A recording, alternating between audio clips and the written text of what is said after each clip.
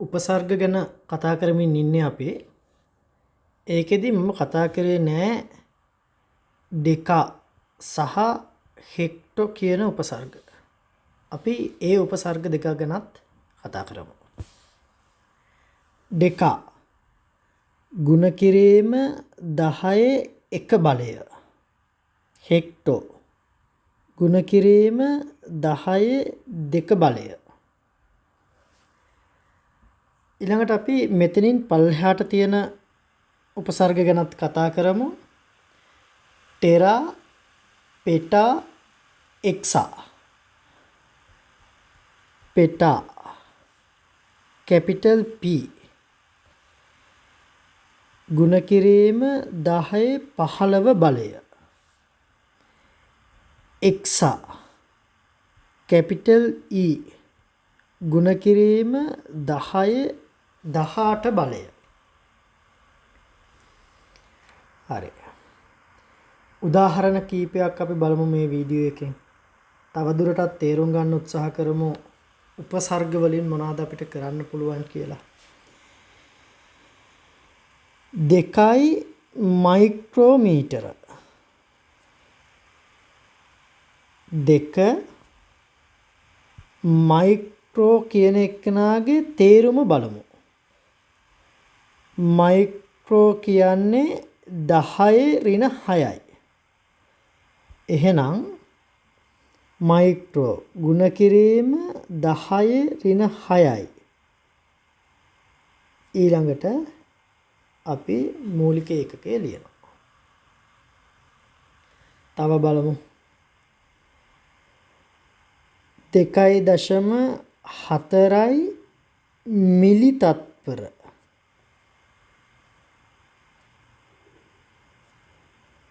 2.4 මිලි. මිලි කියන උපසර්ගයේ තේරුම 10 ඍණ 3යි. එහෙනම් ගුණ කිරීම 10 ඍණ 3යි තත්පර. නම් ඔයාලට අදහස තේරෙනවා. උපසර්ගයේ තේරුම ලියවලා මූලික ඒකකයේ ලිව්වනම් අපිට මේ උපසර්ගත් එක්ක තියෙන මිනුමක් මූලික ඒකකයෙන් ලියන්න පුළුවන්.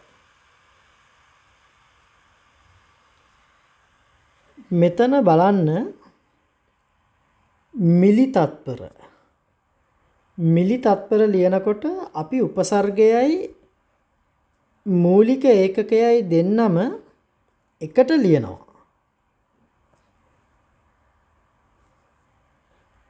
හිතමු අපි මීටර තත්පර ලියන්න ඕන කියලා.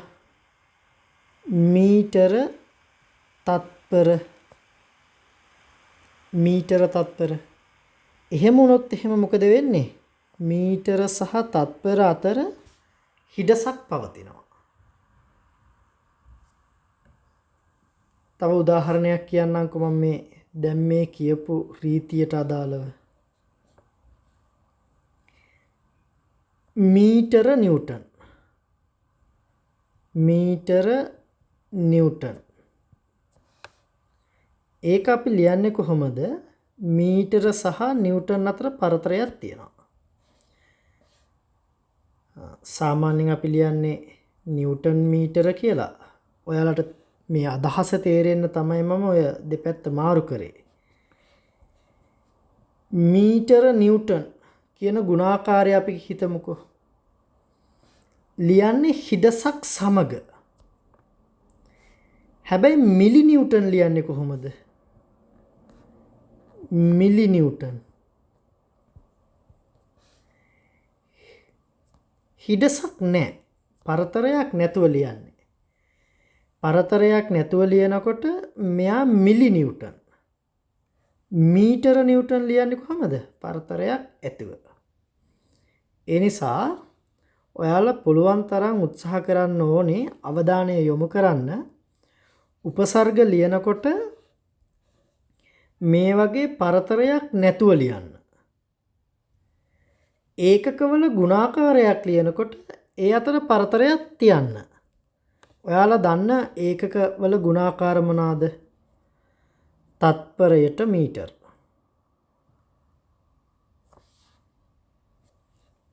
sorry මම ලිව්වා වැරදි. තත්පරයට මීටර.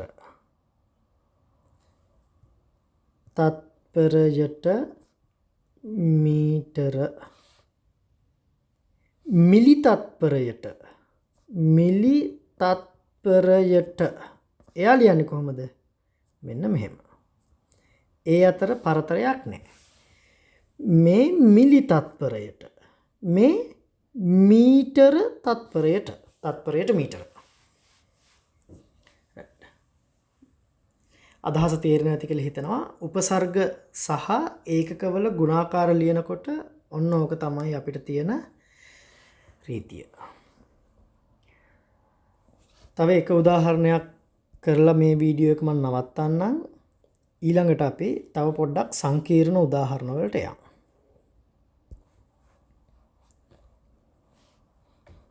කිලෝග්‍රෑම් 2යි කිලෝග්‍රෑම් ග්‍රෑම් කරමු 2යි කිලෝ කියන උපසර්ග තේරුම 10 3යි.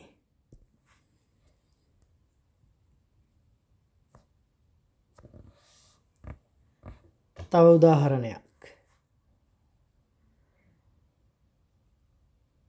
10.5යි මෙගා ජූල්. මෙගා උපසර්ගයේ තේරුම 10.6යි. 10.5 ගුණ කිරීම 10.6යි ජූල්. අපි ඊළඟ වීඩියෝ එකෙන් තව පොඩ්ඩක් සංකීර්ණ උදාහරණ ටිකක් බලමු උපසර්ගත් එක්ක යෙදෙනවා.